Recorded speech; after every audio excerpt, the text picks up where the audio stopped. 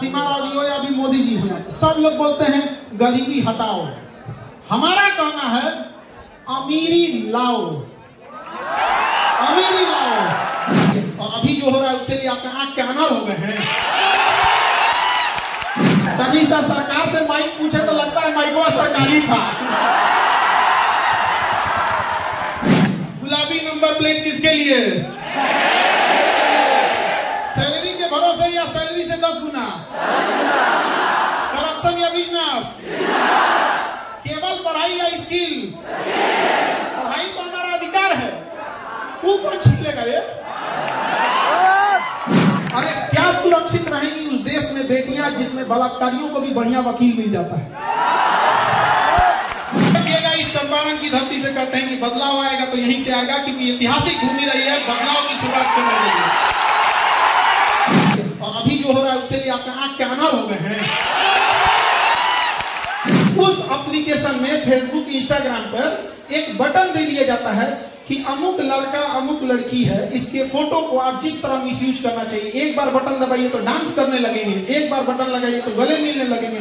एक बात बताइए, किसी के करियर को खेलने का अधिकार भारत ने कैसे अमेरिका के 2 कौड़ी की कंपनियों को दे दिया और आवाज तक नहीं उठाया? यहाँ पर देश उस समय वास्को डी गामा का गुलाम बना था। उस समय अंग्रेज आए थे, फिजिकली आए थे। इस समय भी अंग्रेज आए हैं, डिजिटली आए हैं। पहले भी वास्को डी गामा आया, व्यापारी बन के लूट के गया।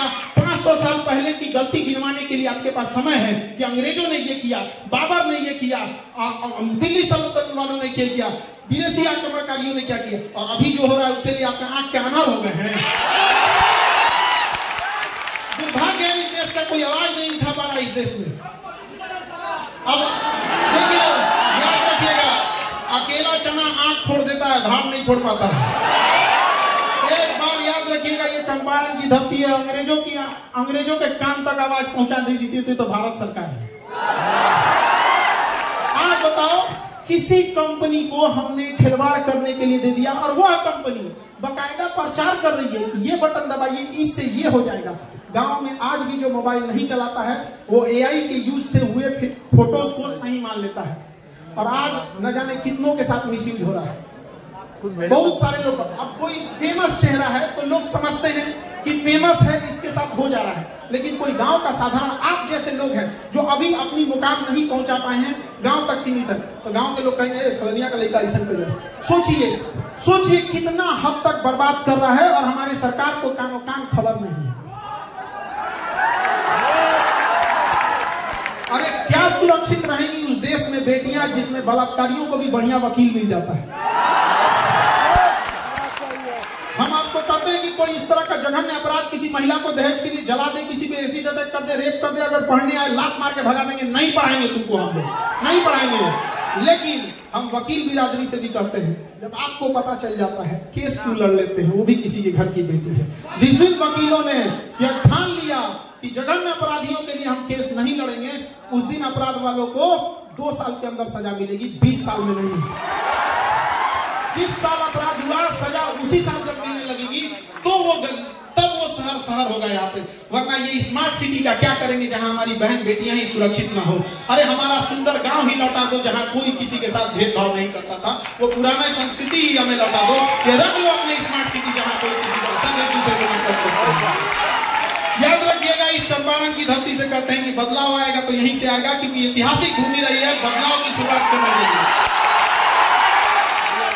सब लोग मिलकर जरूर कहेंगे इस बार यहां से कि गुलाबी नंबर प्लेट किसके लिए?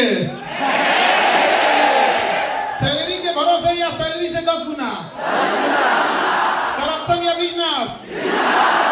केवल पढ़ाई या स्किल? पढ़ाई तो हमारा अधिकार है, वो कौन छीन लेगा रे? पढ़ाई तो हमारा अधिकार है, शिक्षा हमारा जन्मसिद्ध अधिकार है।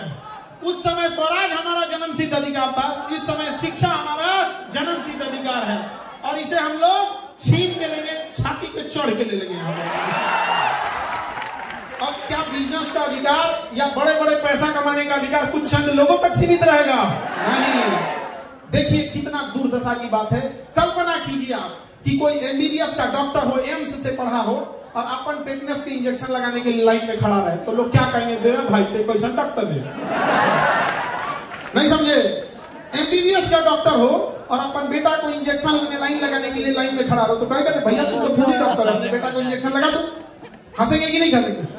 लेकिन ये वही देश है जहां अनाज उगाने वाले किसानों को 5 किलो भात के लिए लाइन में लगा दिया गया। सोचिए क्या दुर्भाग्य होगा, अन्य उगाने वाले को 5 किलो के लिए हम लोग लाइन में लगा दिए हैं। बोलो भारत सोने की चिड़िया कहाँ थी, अब कहाँ रह गया? यहाँ पे लकड़ी का चिड़िया नहीं रह गई हम लोग यहाँ पर। याद रखिए हम सबको, आप सबको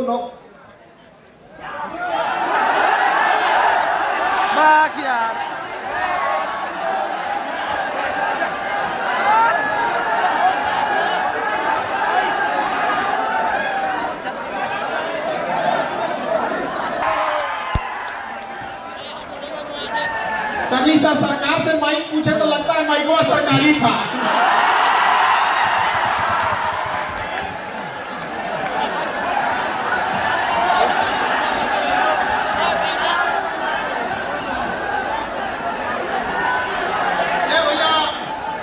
पत्रकार बंधु लोग, आप लोग से तो हम हमेशा बात करते हैं, आज अपने बचपन से बात कर लेने दीजिए।